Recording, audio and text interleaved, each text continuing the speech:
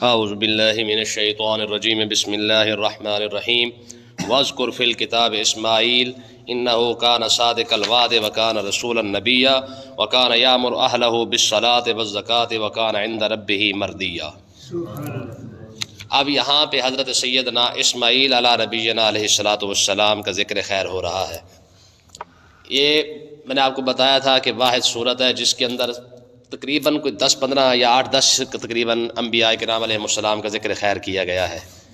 اب حضرت موسیٰ اور ہارون کے ذکر کے بعد حضرت سیدنا اسماعیل علیہ السلام کا ذکر خیر۔ اللہ تبارک و تعالیٰ نے ارشاد فرمایا وَاذْكُرْ فِي الْكِتَابِ اسماعیل، اے محبوب اس قرآن پاک کے اندر اسماعیل علیہ السلام کو بھی یاد کرے، یعنی وہ بھی انہیں پڑھ کر سنائیں۔ یہ جو کفار مکہ کہتے ہیں کہ ہم اولاد ابراہیم ہیں، اولاد اسماعیل ہیں، ان کو ذرا بتائیں کہ ان کے باپ دادا کیسے تھے۔ آج یہ جس راہ سے بھٹک چکے ہیں اور پھر بھی اپنے آپ کو یہ اسماعیلی کہتے ہیں، ابراہیمی کہتے ہیں، تو انہیں پتہ ہونا چاہیے کہ اپنے آپ کو اسماعیلی جو کہتے ہیں حضرت سیدنا اسماعیل علیہ السلام تھے کیسے۔ فرمایا کہ انہ کان صادق الوعد، فرمایا کہ اسماعیل علیہ السلام وعدے کے بڑے سچے تھے، وعدے کے بہت سچے اور پکے بندے تھے۔ وکان رسول النبی، اور صرف وہ وعدے کے سچے نہیں تھے، وہ اللہ کے رسول بھی تھے اور اللہ کے نبی بھی تھے۔ آپ کو سچے وعدے والا کیوں کہا گیا ہے؟ اس کی ایک وجہ یہ بیان کی جاتی ہے کہ آپ نے حضرت اسماعیل علیہ السلام نے کسی شخص کے ساتھ خرید و فروخت کی تو اس نے کہا جی آپ یہاں پہ بیٹھے میں آتا ہوں، ٹھیک ہے، یعنی اور اس کو کہا گیا کہ جب تک میں نہ ہوں آپ یہاں پہ بیٹھے، میں واپس آؤں گا اور آپ جو ہے وہ میرے آنے کے بعد میں آپ کو کچھ دوں گا تو پھر آپ چلے جائیے گا۔ وہ جب چلا گیا نا تو وہ 3 دن ہی نہ آیا۔ حضرت سیدنا اسماعیل علیہ السلام 3 دن وہاں پہ بیٹھے رہے اسی کے انتظار میں، اور یہی واقعہ حضور علیہ السلام کے ساتھ بھی پیش آیا، ٹھیک ہے۔ تو اسماعیل علیہ السلام 3 دن وہاں پہ بیٹھ رہے، 3 دن کے بعد وہ شخص آیا، اس نے کہا جی میں تو بھول گیا تھا، ٹھیک ہے۔ تو آپ نے اسے کوئی بات بھی نہ فرمائی، فرمایا میاں چلو کوئی بات نہیں، بھول گیا تو کوئی بات نہیں۔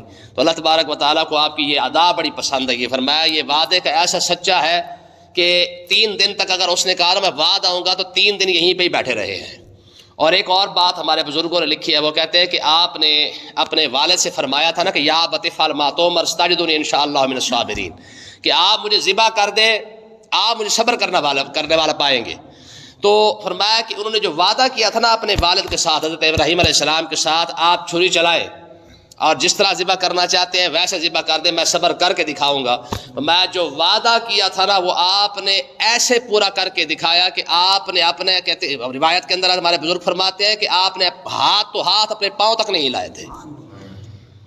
وہ تو چھری چل رہی ہے، اور دیکھیں سرکار کا فرمان ہے نا کہ جانور کے سامنے بھی چھری ذبح اپنا تیز نہ کرو، کیوں؟ تاکہ جانور کو تکلیف نہ ہو، اسے محسوس نہ ہو کہ یہ میری خاطر جو ہے وہ تیز کی جا رہی ہے، وہ مرنے سے پہلے مر جائے گا، ڈر خوف اس کے اندر پیدا ہو جائے گا۔ یار جانور کے لیے حکم یہی ہے کہ اس کے سامنے چھری تیز نہ کرو، اس کے مارنے سے پہلے اسے خوف زدہ نہ کرو۔ یہاں تو آج ایک بیٹا ذبح ہو رہا ہے اور باپ ذبح کر رہا ہے، ٹھیک ہے، پتہ ہے کہ میرے گردن کے اوپر چھری چلنی ہے، اور باپ کو پتہ ہے چلانی ہے، اور بیٹے کو پتہ ہے کہ میرے اوپر چلنے والی ہے، اس کے باوجود بھی خوف تو بہت دور کی بات ہے۔ فرمایا کہ ابراہیم علیہ السلام کے ساتھ جو وعدہ کیا تھا اسماعیل علیہ السلام نے کہ میں صبر کر کے دکھاؤں گا، میں انہوں نے اپنے ہاتھ تو دور کی بات ہے اپنے پاؤں تک نہیں ہلایا تھا کہ میرے اوپر چھری چلنے والی ہے۔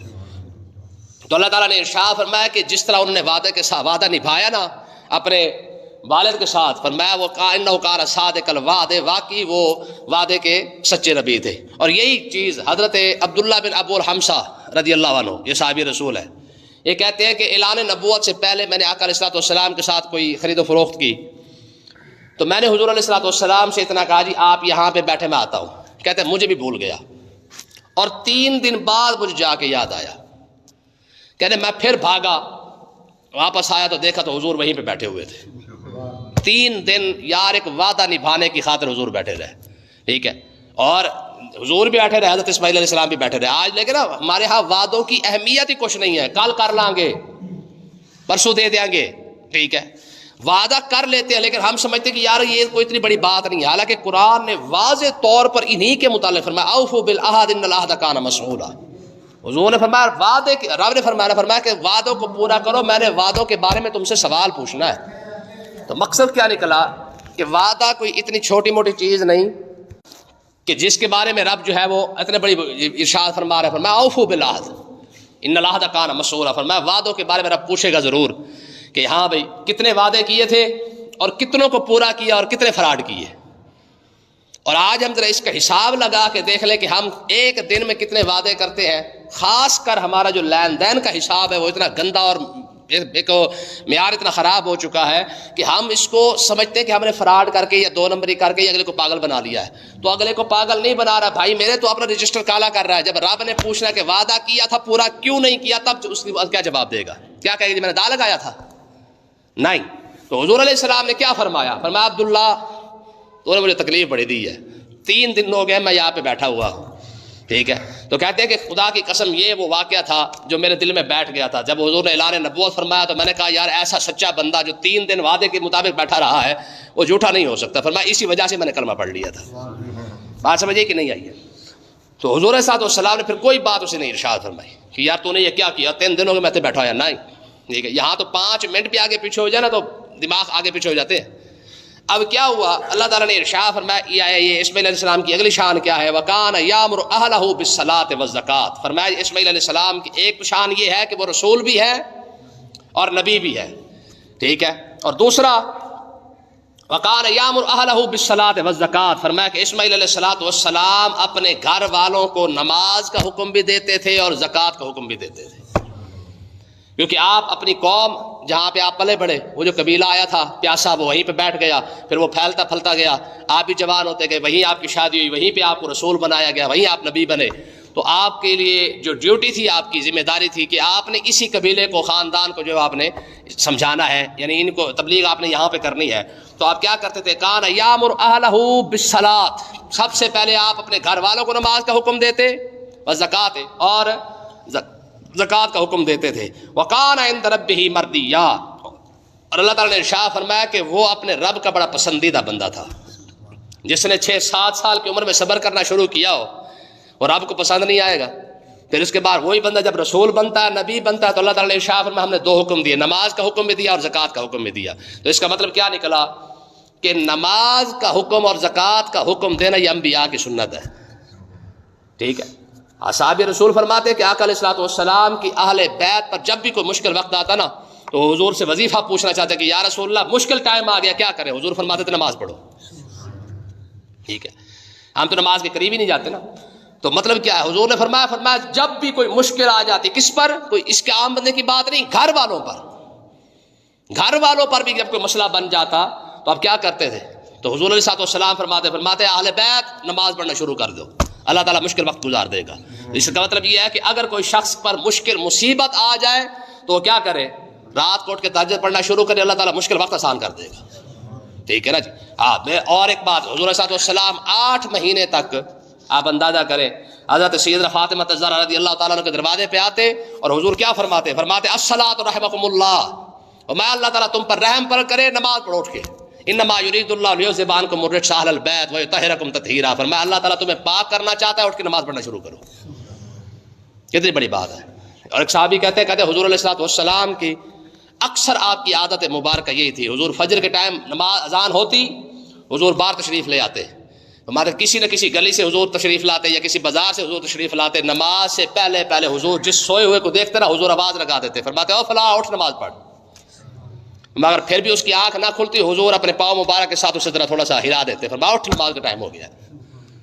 تو اس کا مطلب یہ ہے کہ یار نماز کے لیے اٹھانا یہ صرف اور صرف خالی بات نہیں ہے، یہ انبیاء کی سنت ہے. ٹھیک ہے، انبیاء کی سنت یہی ہے. تو اب کیا ہوا؟ ایک تو حضرت سیدنا اسماعیل علیہ السلام کی یہ بات بتائی گئی، فرمایا کہ ایک تو وہ جناب علیہ نماز کا حکم دیتے اور دوسرا زکوٰۃ کا حکم دیتے. اور یہی بات حضور علیہ السلام نے، نماز کا حکم بھی حضور نے دیا، زکوٰۃ کا حکم بھی حضور نے عطا فرمایا. بخاری پاک کی وہ بہت بڑی حدیث پاک ہے، ٹھیک ہے، جس میں حضور علیہ السلام نے کیا ارشاد فرمایا؟ فرمایا کہ قیامت والے دن کوئی بھی شخص اپنے کندھے پر اونٹ، بکری، گائے، بھینس اٹھا کے نہ لے کے آئے. کیا مطلب ہے اس کا؟ فرمایا کوئی بھی شخص ایسا مال لے کے نہ آئے جس کی اس نے زکوٰۃ ادا نہ کی ہو. اور اگلے الفاظ کیا تھے حضور کے؟ حضور نے ارشاد فرمایا اگر کسی شخص نے زکوٰۃ کا مال یعنی زکوٰۃ ادا نہیں کیا ہے اور میرے پاس آ گیا شفاعت لینے کے لیے، فرمایا میں کہہ دوں گا کہ میاں میں تجھے کہہ کے آیا تھا زکوٰۃ ادا کر، کیوں نہیں ادا کی تھی؟ اب تو جان اور رب جانے. یہ جو کہتے ہیں نا حضور شفاعت کریں گے، وہ ذرا ان حدیثوں کو بھی ساتھ پڑھ کے دیکھیں. حالانکہ یہ بھی بخاری کے اندر ہے، یہ بھی حدیثیں ہیں کہ اگر زکوٰۃ، حضور فرما رہے ہیں، فرمایا میاں زکوٰۃ اگر ادا نہیں کی نا تو میرے پاس شفاعت لینے بھی نہ آنا. تو اس کا مطلب کیا ہے؟ حضور شفاعت بھی اسی کی کریں گے جو حضور کے حکم پہ عمل کر رہا ہے. یہ حقیقت ہے. آج دیکھیں، ہمیں حضور پسند ہے لیکن حضور کا لایا ہوا دین پسند نہیں ہے، یہ پکی بات ہے. اب دیکھ لیں، غلامی رسول میں موت بھی قبول ہے، سرکار کی آمد مرحبا، یہ بھی سارا کوئی ٹھیک ہے. اچھا، نبی کی آمد کی خوشی ہے، جو نبی لایا ہے اس کی خوشی نہیں ہے. نبی کی آمد پہ خوشی منا لی، جھنڈے لگا لیے، محفلیں کر لی، سارا کچھ کر لیا، اسی نبی نے تو فرمایا کہ نماز پڑھو، وہ پسند نہیں ہے. بھئی نبی کے آنے کی خوشی ہے، نبی نے جو نماز لایا اس کی خوشی نہیں ہے، نبی جو زکوٰۃ لایا اس کی خوشی نہیں ہے، نبی جو حج لایا اس کی خوشی نہیں ہے. کیوں؟ کیونکہ یہ دینا پڑتا ہے. تو اس کا مطلب یہ ہے کہ ہمیں صرف اور صرف اتنا ہی دین پسند ہے کہ بس حضور کی آمد کی خوشی ہو گئی اور حضور کی بس شفاعت کی خوشی ہو گئی، حضور بخشوا دیں گے. صرف اتنا ہمیں یاد ہے جو حضور نے فرمایا بھئی الصلاۃ قرۃ عین، نماز میری آنکھوں کی ٹھنڈک ہے. جس نے نبی کی آنکھ کو ٹھنڈا ہی نہیں کیا، شفاعت کیسے لینے جائے گا؟ ہماری اولاد ہماری آنکھوں کو ٹھنڈا نہ کرے، ہم اسے جائیداد سے آگ کر دیتے ہیں، اور امت اپنے نبی کی نمازوں کو چھوڑ کے کھڑی ہے. نبی کی آنکھ کو ٹھنڈا ہی نہیں کر رہی ہے تو کیا کرے گی؟ نبی پر مشکل وقت آ رہا ہے یا نبی کے گھر والوں پر مشکل وقت آ رہا ہے، وہ تو نماز سے حل کر رہے ہیں. بھائی حضرت ربیعہ رضی اللہ عنہ صحابی رسول ہے، آقا علیہ الصلوۃ والسلام کے شوق پیدا ہو گیا کہ یار میں نا آج رات حضور علیہ الصلوۃ والسلام کو وضو کرواؤں. اچھا، آ کے بیٹھ گئے، ٹھیک ہے. تہجد کے ٹائم حضور اٹھے تو کیا ہوا؟ حضور نے ارشاد فرمایا ربیعہ باہر بیٹھا ہے، ربیعہ بیٹھا ہو. میں کیسے آیا؟ عرض کی یا رسول اللہ دل کر رہا تھا آپ کو وضو کرواؤں. میں چلو لے آ پانی، لے آیا، آ کے وضو کروایا، دریائے رحمت جوش میں آ گیا. فرمایا سال یا ربیعہ، فرمایا مانگ، کیا مانگتا ہے؟ کہ جی اسالو کا مرافقتک فی الجنہ. یا رسول اللہ دل کرتا ہے جس طرح رب نے یہاں آپ کا ساتھ دے دیا جنت میں بھی آپ کا ساتھ مل جائے. ٹھیک ہے، آپ کی کوٹھی کے ساتھ کوٹھی ہو تو پھر تو مزہ ہے نا. حضور نے ارشاد فرمایا اگر میری کوٹھی کے ساتھ کوٹھی لینی ہے تو پھر نماز پڑھا کر. ہاں سیدھی سی بات ہے. یہ امت نا خالی نعروں کے اوپر کھڑی ہوئی ہے. ٹھیک ہے، ایک صحابی رسول نے عرض کی یا رسول اللہ میں چاہتا ہوں کہ جنت میں بھی مجھے آپ کا ہی قرب ملے. حضور نے ارشاد فرمایا اگر جنت میں میرا قرب چاہیے تب بھی اس کا ایک ہی حل ہے کہ نماز کی طرف آ جا، اللہ تعالیٰ مجھے جنت کے اندر بھی میرا قرب عطا فرما دے گا. ٹھیک ہے، اب دیکھیں نا جی حضور کا جو محل ہوگا پتہ نہیں کہاں پہ ہوگا اور کس شان کا ہوگا، وہ تو کوئی سوچ بھی نہیں سکتا. عام بندے کا جو جنت میں رہے گا اس کا پتہ نہیں چلتا یار وہ کتنے خوبصورت ہوگی. تو حضور تو جہاں رہیں گے وہ تو کوئی تصور اور تخیل بھی وہاں پہ نہیں پہنچ سکتا ہے. لیکن حضور نے بھی اس کا حال یہی بتایا ہے. کیا؟ اگر نبی کی کوٹھی کے ساتھ کوٹھی چاہیے نا تو پھر عمل بھی نبی والے کرنے پڑیں گے. اگر عمل نہیں نا تو یقین کرے قرآن نے ہمیشہ یا ایھا الذین آمنو کے ساتھ عاملوا الصالحات لگایا ہے. فرمایا ایمان والو عمل ضرور کرنا ہے. رب نے جسے بھی مقام دیا ہے نا وہ ہے اپنا ساحر اللیالی کے الفاظ ہیں. ٹھیک ہے، فرمایا جس نے بھی جو مقام پایا ہے وہ راتوں کو اٹھ کے پایا ہے. ہاں، جس نے جو مقام پایا نا وہ راتوں کو اٹھ کے پایا ہے. ہاں، جو رات کو اٹھ نہیں سکا، امام اعظم ابو حنیفہ رضی اللہ عنہ کو جب وصال ہوا نا تو آپ کا جو ہمسایہ تھا نا وہ یہودی تھا.